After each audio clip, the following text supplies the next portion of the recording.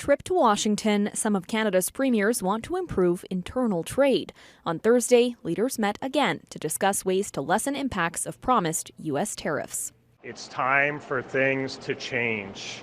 It's time to protect Canadian companies. Business leaders also want to make it easier to trade outside of the United States. Uncertainty surrounding tariffs led to the creation of a working group in Edmonton. It's made up of academics, business, and community leaders, like Malcolm Bruce. Figuring out everything from how do you knock down trade barriers to how do you grow the infrastructure and how do you reach out to your networks in the U.S. to help us. The Edmonton Global CEO spoke with Global News from Japan. He's there along with other Edmonton business leaders, partly in an effort to diversify trade relationships. We have a demand market in this Asia-Pacific region, and we have the capacity to produce it in the Edmonton region. So the question is how do we connect those two bridges? The stakes are high for political and business leaders alike. This is a significant problem for businesses and our economy if we don't get this right.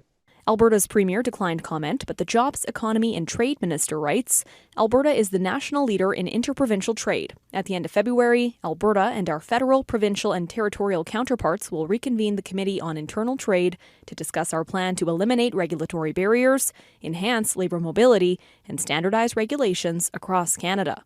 Good enough for Ontario, Alberta, BC, on and on and on, that it's good enough for Nova Scotia. And why? Because I trust the other provinces and territories. Morgan Black, Global News.